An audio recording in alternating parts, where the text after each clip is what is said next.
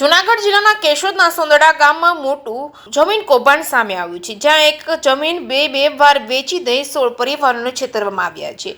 બાપે વેચેલી જમીન તેઓના મૃત્યુ બાદ પત્ની અને બંને પુત્રોએ ફરી વેચી દેતા ચકચાર મચી છે.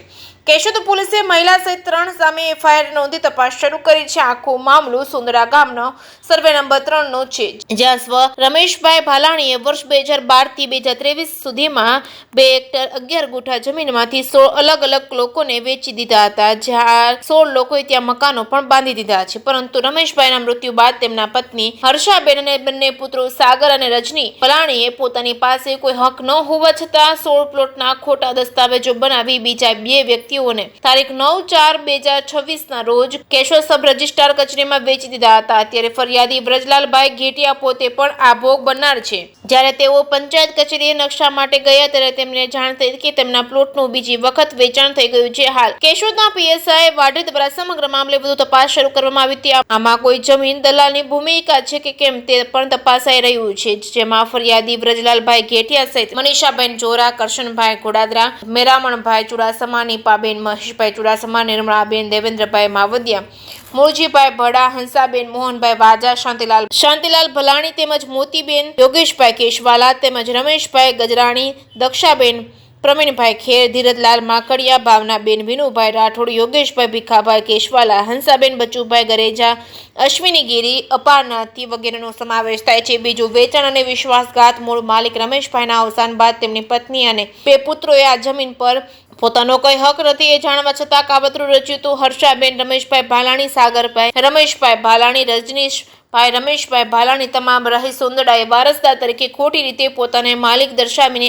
આ 16 પ્લોટનું ફરીથી વેચાણ કરી દીધું હતું. તારીખ 9/4/2026 ના રોજ કેશોદ સબ ડિસ્ટ્રિક્ટ કચેરીમાં દસ્તાવેજ નંબર 1421 થી પ્લોટ નંબર 1 થી 8 મુકેશભાઈ રવજીભાઈ વણપરિયા રહે ગોલ્ડન સિટી માંગરોળ રોડ કેશોદને ₹3,15,000 માં અને દસ્તાવેજ નંબર 1420 થી પ્લોટ નંબર 9 થી 16 સલીમ હુસેન ચિસ્તી રહે કોડીદરા તાલુકો વેરાવળ જિલ્લો ગીર સોમનાથને ₹8,15,000 માં વેચી દીધા હતા. એટલે કે જમીન પર 16 પરિવારો મકાન બાંધીને રહે છે અને તે જ જમીનના બીજા દસ્તાવેજો કરી નાખ્યા હતા. આ કૌભાંડમાં અન્ય કોઈ જમીન દલાલ કે સબ રજિસ્ટ્રાર કચેરીમાં કર્મચારીની સંડોવણી છે કે કેમ તે દિશામાં પણ તપાસ ચલાવવામાં આવશે. બીજી વખત નોંધવામાં આવેલા દસ્તાવેજો સાથે અક્ષાંશ રેખાંશ મુજબ ખુલ્લા પ્લોટના ફોટાઓ કેશોદ શહેર વિસ્તારમાં રજૂ કરવામાં આવેલા છે, ત્યારે સબ રજિસ્ટ્રાર કચેરી દ્વારા આ બાબતે ગંભીરતા લીધી ન હોવાથી શંકાઓ ઉપજાવી રહી છે. અગાઉ જમીનના બનેલા કૌભાંડ મામલે ફરિયાદ નોંધાવતા સાક્ષીઓને આરોપી તરીકે ગુનાહિત કામમાં મદદગાર ગણવામાં આવેલા છે. ત્યારે સોંદડા ગામે થયેલા કૌભાંડ મામલે સાક્ષીઓ સહિત મદદગારોને આરોપી તરીકે ઉલ્લેખ સુદ્ધા કરવામાં આવ્યો નથી. આ કૌભાંડ કેશોદ પંથકમાં જમીન લેવેચ કરતા લોકો માટે લાલબત્તી સમાન છે. કોઈ પણ જમીન લેતા પહેલા 7/12/8 નોંધ અને વારસાઈની ચકાસણી કરવી અત્યંત જરૂરી બની છે. અમે 16 પરિવાર છીએ, બધાના દસ્તાવેજ પાકા છે, છતાં ભલાણી પરિવારે બીજા ખોટા દસ્તાવેજો કરી દીધા હતા. 2015 માં પ્લોટ લીધો હતો, પણ અમે મકાન બાંધ્યું.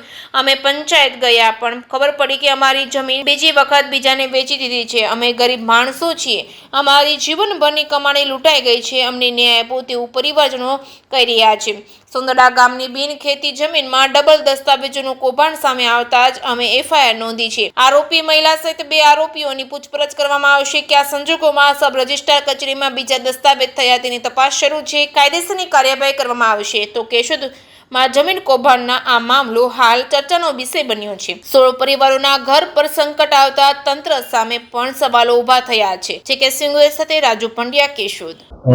ગઈકાલ ફરિયાદી વ્રજલાલભાઈ મગનભાઈ ઘેટિયાનાઓ રહે સોંદડા ગામવાળાઓએ કેશોદ પોલીસ સ્ટેશન ખાતે આવી તેઓની ફરિયાદ હકીકત જાહેર કરેલ છે કે સોંદડા ગામના રમેશભાઈ પરબતભાઈ ભાલાણીની સોંદડા ગામે આવેલ ખેતીની જમીન રહેણાંક હેતુ માટે પ્લોટિંગ કરાવી આ રમેશભાઈએ અલગ અલગ વ્યક્તિઓને તે જમીન પ્લોટિંગ કરી વેચેલ હતી.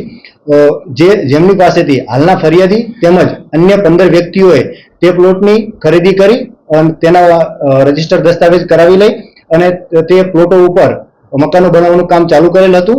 ત્યારબાદ હાલના ફરિયાદી તેમજ અન્ય 15 લોકોને ગ્રામ પંચાયત દ્વારા જાણવા મળેલ કે તેઓએ જે પ્લોટોની ખરીદી કરેલ છે તે પ્લોટો રમેશભાઈના વારસદારો, જેમાં રમેશભાઈના પત્ની હર્ષાબેન રમેશભાઈ ભાલાણી, સાગરભાઈ રમેશભાઈ ભાલાણી તથા રજનીશભાઈ રમેશભાઈ ભાલાણીના હોય અન્ય 2 વ્યક્તિઓ મુકેશભાઈ રવજીભાઈ વણપરિયા અને સલીમ હુસેન ચિશ્તીનાઓને રજીસ્ટર દસ્તાવેજ કરી વેચાણ કરેલ હોય તેઓની સાથે વિશ્વાસઘાત થયેલનું જણાતા તેઓએ કેશોદ પોલીસ સ્ટેશન ખાતે તેમની ફરિયાદ જાહેર કરેલ છે.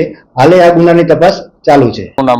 મારું નામ ચુડાસમા વિજયકુમાર મેરણભાઈ છે અને અત્યારે અમે સોંદડાના કુલ 16 જણા રહેવાસી છીએ અને અમે અત્યારે જે અમારી મિલકત છે ત્યાં 16 જણા સોંદડા ગ્રામ પંચાયતમાં કાયદેસર રહીએ છીએ અને અમુક જગ્યાએમાં બાંધકામ છે અને અડધી જગ્યાએ મકાન ઉભેલા છે અને અમે કાલે જે પોલીસ સ્ટેશનમાં જે 18 તારીખે અમે ફરિયાદ કરેલી હતી તેને કાલ કાયદેસરની તપાસ થઈ અને બધી અમે જે અરજી આપેલી છે અને એફઆઈઆર કાલ લખાવેલી છે.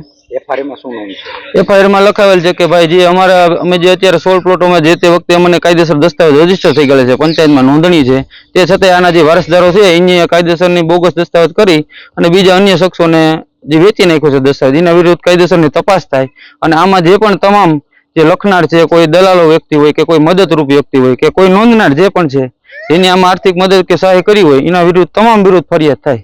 કોણે ફરિયાદી છે કોણ આરોપી છે?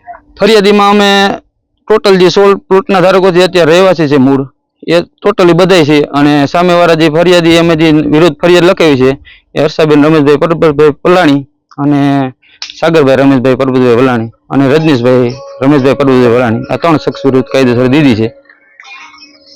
કેટલી મિલકત છે અને કેટલા રૂપિયાની છે? મિલકતમાં સાહેબ સમજીએ તો અત્યારે અમારે બધાને 5000 ગજની માથે ટોટલ થાય છે, પ્રિન્ટ પ્રમાણે કહીએ છે એટલે મૂળ ગણો તો તમે 1.5 કે 2 કરોડ રૂપિયાની આસપાસની મિલકત થઈ શકે અંદાજે. તમારું બાંધકામ છે અહીંયા અને બાંધકામ તો અલગ જ, ખાલી પ્લોટની મિલકત એટલી થઈ શકે. દસ્તાવેજમાં શું છે? દસ્તાવેજમાં અમુકને હજી ખાલી પ્લોટો જ છે, બધી જગ્યાએ કઈ કાયદેસરના બાંધકામ નથી અને અમુક જગ્યાએ મકાનોના બાંધકામ છે. અત્યારે જે નવા દસ્તાવેજ લોકોએ રજૂ કર્યા છે 2026માં બરોબર, ત્યાં ખુલ્લા પ્લોટનું બતાવીશ, ફોટા પાડીશ અને ખુલ્લા પ્લોટનું આખું પ્રિન્ટ બતાવી અને દસ્તાવેજ કરેલ છે અને અત્યારે જે અમે જે અમારી મૂળ માલિકીની જે પ્રિન્ટ છે ત્યાં ઓલરેડી મકાનો ઊભા છે બધાયના. તમારી શું માંગ છે?